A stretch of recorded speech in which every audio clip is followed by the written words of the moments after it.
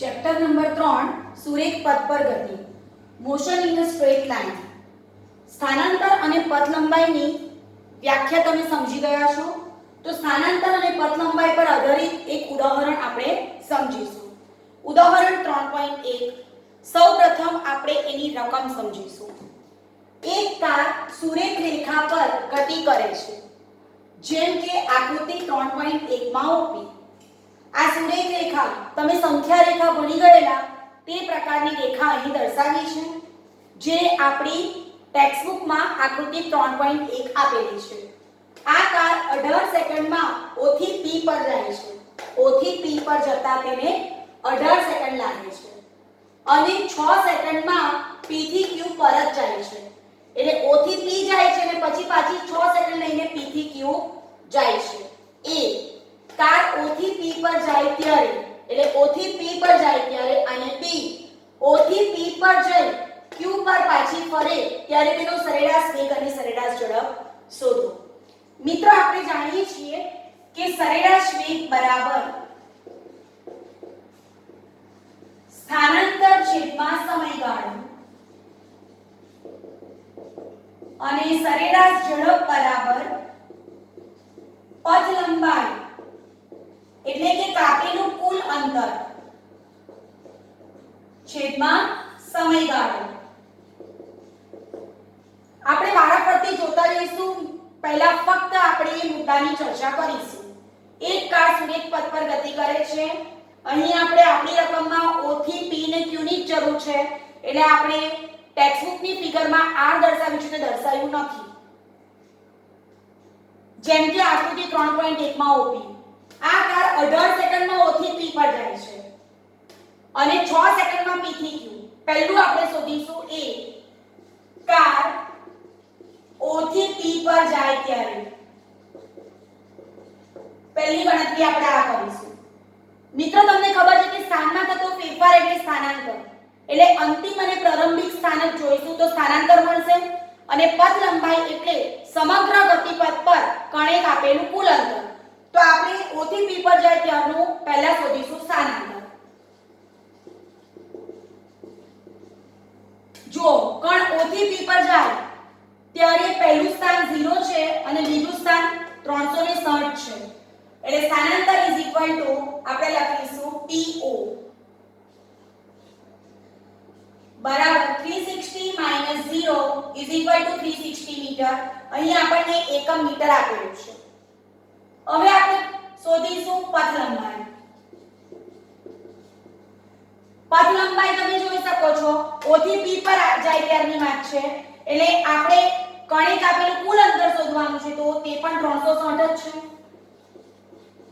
હવે O થી P પર જાય ત્યારે આપણે સરેરાશ વેગ અને સરેરાશ ઝડપની ગણતરી કરીશું સરેરાશ વેગ બરાબર સ્થાનાંતર છેદમાં સમયગાળો આપણને દેખાય છે કે સ્થાનાંતર છે 360 મીટર આપણે શોધી કાઢ્યું છે અને સમયગાળો આપણને આપ્યો છે 18 સેકન્ડમાં O થી P પર એટલે 18 એટલે સરેરાશ વેગ થશે 18 * 36 એટલે 20 મીટર પર સેકન્ડ હવે મિત્રો સરેરાશ ઝડપ શોધીએ પથ લંબાઈ છેદમાં સમયગાળો આપણે પથ લંબાઈ પણ મેળવી છે O થી P પર જાય ત્યારે 360 સમયગાળો 18 સેકન્ડ છે એટલે આપણને સરેરાશ વેગ છે ના સરેરાશ ઝડપ મળશે 20 મીટર પર સેકન્ડ તમે જોઈ શકો છો કે સરેરાશ વેગ પણ 20 મીટર પર સેકન્ડ છે સરેરાશ ઝડપ પણ 20 મીટર પર સેકન્ડ છે એટલે સરેરાશ ઝડપ બરાબર સરેરાશ વેગ આ સાબિત થઈ ગયું બરાબર ચાલો હવે બીજા મુદ્દાની ચર્ચા કરીએ O થી P પર જઈ Q પર પાછી ફરે એટલે કોણ એની ગતિની શરૂઆત કરે કાર એની ગતિની શરૂઆત કરે O થી P પર જાય અને પછી Q પર પાછું ફરે એટલે વિદ્યાર્થી મિત્રો અહીં પહેલું સ્થાન O છે અને છેલ્લું સ્થાન Q છે O થી P પર જાય અને પછી P થી Q પર એટલે પ્રારંભિક સ્થાન O અને અંતિમ સ્થાન Q એટલે બી મુદ્દો લઈએ O થી P પર જઈ Q પર કાર પાછી ફરે ત્યારે પહેલા શોધીએ સ્થાનાંતર. સ્થાનાંતર એટલે સ્થાનમાં થતો ફેરફાર. પહેલા ક્યાં હતું ને છેલ્લે ક્યાં ગયું? છેલ્લા ઓછા પહેલા ઇઝ ઇક્વલ ટુ સ્થાનાંતર. તો જો બરાબર સમજજો આ મુદ્દો. O થી P પર જઈને P થી Q પર આવે એટલે અંતિમ છે Q અને પ્રારંભિક છે O. એટલે 240 ઓછા 0 ઇઝ ઇક્વલ ટુ 240 મીટર. બરાબર. હવે આપણે સરેરાશ વેગ શોધી જ કાઢીશું. સરેરાશ વેગ બરાબર સ્થાનાંતર છેદમાં સમયગાળો. રકમ પર ફરીથી ધ્યાન કેન્દ્રિત કરીશું. આ કાર 18 સેકન્ડમાં O થી P પર જાય છે અને 6 સેકન્ડમાં P થી Q પર આવે છે. એટલે હવે એ કુલ સમયગાળો થશે 18 + 6 એટલે કે 24. બરાબર. એટલે આ આપણને મળશે સરેરાશ વેગ મળશે 10 મીટર પર સેકન્ડ.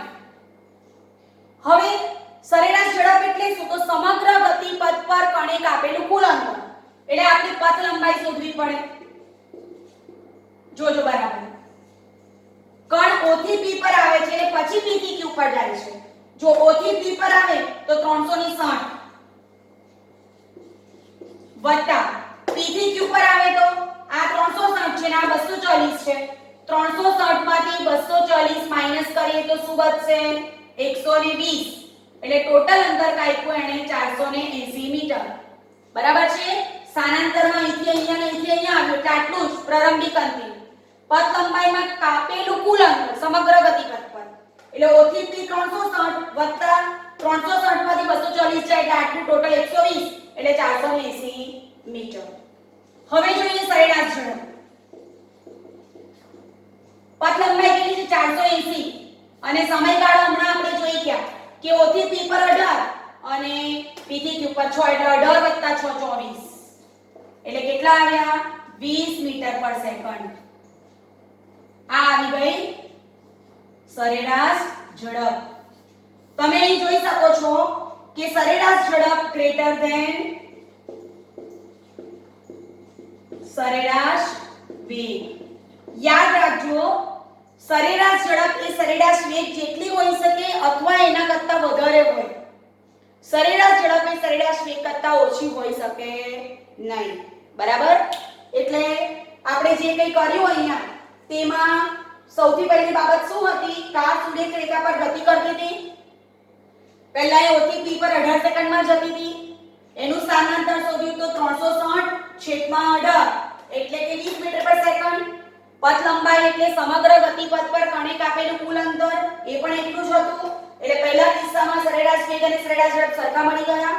બીજા કિસ્સામાં એમ કહે છે કાર O થી P પર જાય અને ત્યાર પછી P થી Q પર પાછી ફરે. બરાબર.